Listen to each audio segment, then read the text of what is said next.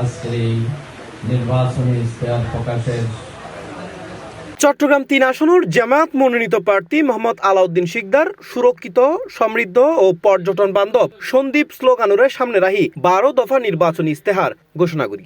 শনিবার ফেব্রুয়ারি ৭ তারিখ কাচ্চিডাইন রেস্টুরেন্টত কনফারেন্স রুমত আয়োজিত অনুষ্ঠানত তিনি এই নির্বাচনী অ্যাপর উদ্বোধন করে। চট্টগ্রাম ৩ সন্দ্বীপ আসনের ইস্তেহারত হই সংসদ সদস্য নির্বাচিত হইলে সন্দ্বীপবাসীর জীবনমান উন্নয়ন, যাতায়াত ও অবকাঠামোগত উন্নয়ন, শিক্ষার মনোন্নয়ন, তরুণালয় ডিজিটাল জবস, কর্মসংস্থান, দারিদ্র্য বিমোচন, চরের জমির মালিকানা নিশ্চিতকরণ, স্বাস্থ্যসেবা উন্নয়ন, প্রবাসী সম্মান, মাদকমুক্ত সমাজ, খেলাধুলা ও সাংস্কৃতিক কর্মকাণ্ড এবং পর্যটন বান্ধব দ্বীপ গরিবের উপর গুরুত্ব দিব। উত্তাল সাগরে যে কোনো মৌসুমে চলাচলের উপযোগী একাধিক ফেরি বা সি ট্রাক সংযোজন করতে হবে। স্পিড বোটগুলো পর্যায়ক্রমে আরো বড় এবং মজবুত হওয়া প্রয়োজন। নৌপথ নিরাপদ করতে দুই ধারে নৌ পুলিশ ও লাইটিং এর ব্যবস্থা করে রাত দিন ২৪ ঘন্টা যাতায়াতের ব্যবস্থার উদ্যোগ নেওয়া হবে।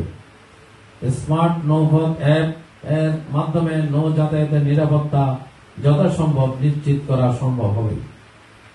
ইস্তেহার ঘোষণা অনুষ্ঠানত জামায়াত প্রার্থী মোহাম্মদ আলাউদ্দিন শিকদারের ওয়ারে আর উপস্থিত আছিল তার চিফ এজেন্ট মোহাম্মদ ওয়ালেদুল ইসলাম, উপদেষ্টা মোহাম্মদ মনিরুল ইসলাম, মোহাম্মদ তানবীর মোস্তফা, বাংলাদেশ ইসলামিক ছাত্র শিবির চট্টগ্রাম মহানগর দক্ষিণের পরিকল্পনা সম্পাদক মঞ্জুর মাওলা, এনসিপি সন্দ্বীপ উপজেলা যুগ্ম সমন্বয়ক ও অন্যান্য রাজনৈতিক ও সামাজিক সংগঠনের নেতাকর্মী হল।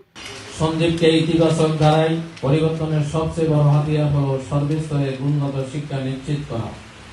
দান সদকা দিয়ে কারো ভাগ্যের পরিবর্তন সম্ভব নয়, বরং দীর্ঘমেয়াদে নতুন সমস্যার জন্ম দেবে।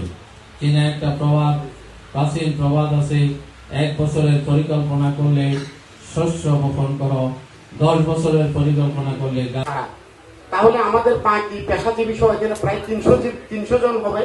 তাহলে আমাদের যদি এই নিশ্চয়তা থাকে যে আমরা প্রতিদিন ৬টায় সন্দ্বীপ থেকে চিটাগং যেতে পারবো এবং এর পরদিন ৭:৩০ থেকে ৮টায় আমরা চলে আসতে পারবো, তাহলে আমরা যেই কদিন বাজি থাকি এখন মাছ খাওয়ার সুযোগ হবে।